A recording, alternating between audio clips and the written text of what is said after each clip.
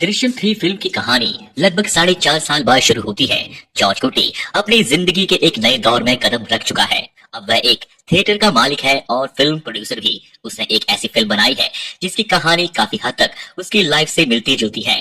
ये फिल्म जबरदस्त हिट होती है। जैसे जैसे फिल्म की कहानी आगे बढ़ती है, एक रात जॉर्ज क्लूनी को अपनी प्रॉपर्टी के अंदर एक रोशनी दिखती है। उसे लगता है कोई उसके आंगन में खुदाई कर रहा है। खुदाई करने वाला वह आदमी सहदेवन है, वही कांस्टेबल जो पहली फिल्म में था और जिसने जॉर्ज क्लूनी को दोषी साबित करने की कोशिश में बरसों बिता दिए थे। पुलिस फोर्स से निकाले जाने और शराब की लत का शिकार हो चुके सहदेवन का जुनून बाकी है। वह अभी भी अपनी तलाश जारी रखे हुए है, लेकिन अब वह अपनी मर्जी से काम नहीं कर रहा। कोई और है जो उसे पैसे दे रहा है और पर्दे के पीछे से उसे इंस्ट्रक्ट कर रहा है। वह कोई और नहीं बल्कि वरुण के फादर प्रभाकर हैं। प्रभाकर ने कई साल चुपचाप जॉर्ज क्लूनी की फैमिली के खिलाफ साजिश रची है। इधर अंजू की शादी में बार बार आने वाले अड़चनों के पीछे भी उसी का हाथ है। प्रभाकर की वाइफ गीता प्रभाकर की मानसिक हालत भी बिगड़ चुकी है बेटे की मौत के गम के कारण। प्रभाकर यह तय कर चुका है उसके बेटे की मौत के लिए अंजू को ही जवाब देना होगा। वह कोई कानूनी केस लड़ने के बजाय अंजू के इर्द गिर्द एक नया जुर्म कर लेता है। प्रभाकर ऐसा करके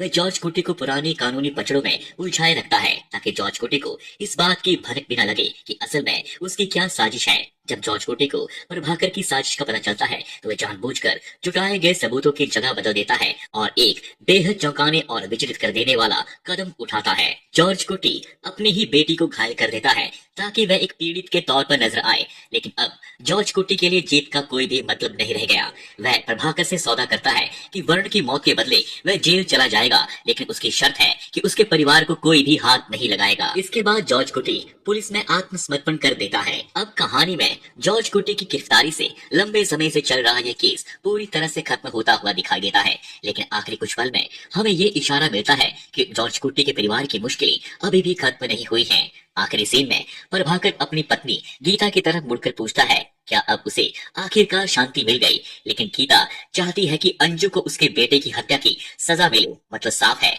पिता की गिरफ्तारी से बेटे के खिलाफ चल रहा केस बंद नहीं होगा। अब सवाल ये है क्या जॉर्ज क्लूनी जेल की कोठरी से अपने परिवार पर आने वाली मुसीबतों का सामना कर पाएगा। फिल्म की एंडिंग में डायरेक्टर गीतू जोसेफ ने दृश्यम के चौथे पार्ट की तरफ इशारा किया है। अगर ये बनता है तो यकीनन उसकी शुरुआत यहीं से होगी। लेकिन जाते जाते आपसे रिक्वेस्ट है कि कहानी सुनाने वाले इस शख्स के चैनल को भी सब्सक्राइब करके जाइएगा ताकि हमारी मुलाकात दोबारा फिर से हो सके।